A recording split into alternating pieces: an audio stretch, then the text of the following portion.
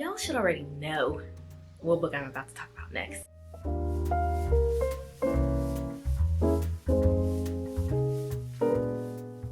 Hey friends, welcome back to my corner of the internet where we talk all things thrillers, mysteries, and suspense.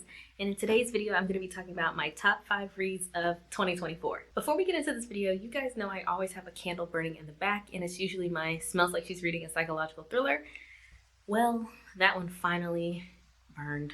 Like, it's done, and I feel so sad. So now I'm just using this one. My client actually got this for me a couple of months ago. Actually, a year ago, because she bought her home in December 2023. So this is the one we're going to be using now because I always like to have a candle burning in the background.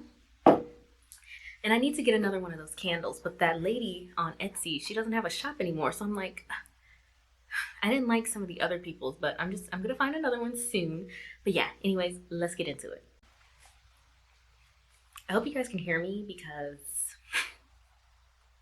y'all, I don't know what happened. I cannot get this to connect to my tripod anymore. I don't know what I did. I don't know how I messed it up, but it's not working. So we're just letting it hang down and hopefully it catches my voice. So in 2024 was a year of a lot of mediocre books. Like my Goodreads average rating is a 3.5. I read a lot of 3.5 star books, but the books that stood out, the books that I enjoyed the most, I really did enjoy this. And honestly, I think I really enjoyed about like 6 books. Everything else was like, yeah, this was good. You know, I'm glad I read it, blah, blah, blah. Also, I'm not going to take very long talking about these because I think I've legit done a vlog on every single one of these books. That's just how it happened. God was like, you're going to do a reading vlog on these books because you like them. So I already talked about them, so we are just going to breeze through them. Okay, so the first book that I want to talk about is definitely an unpopular opinion, and a lot of y'all have already told me that you hate this book, and everybody on Goodreads hates this book, but I loved it, and it is The Fury by Alex Michaelides. I've gone to his Instagram, and he's never said his name, so I'm like, well, I'm just gonna keep saying Michaelides, because I kind of like that. But I definitely enjoyed this book. When I was reading it, I was like 4.5, because there was one part in the book where I was like, all right, that was a little extra. But this is just such an extra and dramatic book. And I was like, once I had really sat on it, I was like, this book is 5 stars. I don't care. I don't care what anybody has to say. I don't care about the 1-star reviews and how everybody hated this book. I loved it. I ate it up. Such a great book. So I'm only going to give like a brief synopsis on all of these books because I don't want to be sitting here for 20 minutes because, you know, I can ramble on. So The Fury by Alex Michaelides is about Lana, and she was once the most popular movie star in the world, but now she is a recluse, and every year she invites her friends to the Greek island so they can have a little bit of rest and relaxation. But you know, in a thriller book, when you go to an island and you invite all your friends, someone's going to end up dead, and someone does end up dead in this book. And this book is just so dramatic and juicy and left field, and it was a time. If you've liked any books that I've recommended, then I think you will like this book because it is just so unhinged and crazy. The next book I want to talk about is Stay Awake by Megan Golden, and I did a reading vlog on this one as well, and I really enjoyed this one, you guys. I stayed awake to read this book. It took me 2 days to read it, and I thoroughly enjoyed it. It was a good time. It wasn't too crazy. It wasn't too crazy with like the amnesia trope or whatever, because I know a lot of people don't like that.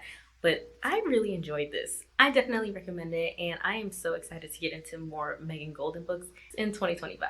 Stay Awake by Megan Golden is about Liv Reese, and she wakes up in the back of a taxi cab. She has no memory of how she got into this back of the taxi cab, and she tells the taxi driver to drop her off to her apartment. She gets to her apartment, and there are people living in it. And they're saying they've been living there for a year plus now. So she is so confused. She goes back outside, and she reaches into her pocket, and she sees a bloody knife and a note on her palm that says to stay awake. Y'all, this was a fun ride. I didn't guess the twist. I didn't see it coming, honestly, but definitely enjoyed this book. The next book I want to talk about is Lock Every Door by Riley Sager, and I don't know if I did a reading vlog on this, but I know I talked about it in a couple of videos, and I was just on, at the end of 2023, I was on like a Riley Sager kick, and this year I read The House Across the Lake and Lock Every Door, and I wanted to read Home Before Dark, but I didn't get a chance to read it, and I will definitely read that next year. But I enjoyed this one. This one was not scary, but it's scary in like a real life way because I feel like this could happen in real life, and it probably does. It probably does in some, some of these underground places that are just doing some crazy, crazy things. But Lock Every Door is about Jules, and she is just down on her luck, and she ends up getting a job at one of the most like prestigious apartment buildings in New York called the Bartholomew. So she gets a job as an apartment sitter in this building, and there are so many rules, like you cannot stay the night anywhere else, you can't have people over into your apartment, but she's getting paid a whole lot of cash. So she's like, yeah, I'll be all right. I need the money. But strange things start happening. Her friend goes missing and she's trying to find her, and it's just a whole whirlwind of events, and it's a good one. I definitely enjoy this one. I still think my favorite Bradley Sager so far is The Only One Left, but I definitely enjoyed this book. Y'all should already know what book I'm about to talk about next. Like, you should already know. I'm gonna give you 2 seconds to guess what it is. Look Closer by David Ellis. Y'all, I need to get a new copy because this one is the one I brought to Columbia and it got wet. But I love this book. This was the best book of this year for me personally. It was just so twisted, so crazy. I feel like all the bad reviews for this book, which there aren't many, y'all are just some haters. Y'all are just some haters on David Ellis because this book is perfect. This is the best thriller I've read this year, and it'll probably be top 5 thrillers I've read since my adult life. If you don't read any other book I recommend, I need you to read this book. Please read this book. But Look Closer by David Ellis is about the socialite who was found dead hanging in her home on Halloween night, and a married couple named Simon and Vicky. And we're just trying to figure out how they are connected. And when I tell you this is the twistiest book I've read in a very long time, I enjoyed this. I thoroughly enjoyed this, and I definitely want to check out more David Ellis books in the future, and I definitely will. So please read this book. And the last book I want to talk about is The Vacancy in Room 10 by Serafina Nova Glass. You guys, I really enjoyed this book. Serafina is really good at doing dual point of views, and just, you start the book with these characters and you're like, how in the world are their lives going to intertwine? How are these people going to connect? How is the story going to come together? And she always does it. Even in The Vanishing Hour, that last book that I just read about by her, and I didn't really enjoy that one, but still, she's like, I think she might even be better than Lucy Foley. Lucy Foley does a lot of multiple point of views as well, and I love that in a book. The more characters, the better. I love a good multiple point of view and dual timelines, and I love it all. And Serafina Nova Glass is really good at that when it comes to her books. The Vacancy in Room 10 is about Anna Hartley, and she moves into the Sycamores Hotel to investigate her husband's mysterious death, because he calls her on the phone one day and he's like, I am so sorry for everything that I did. And then you hear a gun going off in the background, but we don't know if he committed suicide or we don't know if he was murdered. So she moves into the Sycamore Hotel to try to find out what happened to her husband. And along the way, she meets Cass, who is the hotel's manager. And it's just a whole lot of going on in this book. I don't even want to tell you anything else because it will spoil it for you, but this was such a great book, how these people's lives connected, and just some mysteries and lies. And did Anna really know who her husband was? I love that. I love it. It was such a good book. I think I gave this one 4.5 stars, or 4.5 stars. I can't remember, but I definitely enjoyed it. Okay, and I wanted to give some honorable mentions, but I just really wanted to do top 5. But some honorable mentions are Strange Sally Diamond by, who is that book by? Strange Sally Diamond, Liz Nugent. I didn't even finish looking it up. I remembered it. So Strange Sally Diamond, also The Teacher by Free McFadden. I know a lot of people did not like that book, but I liked it. Again, I don't get triggered by things, and I mean, if you look at the title, you kind of are going to assume some things are going to happen in this book.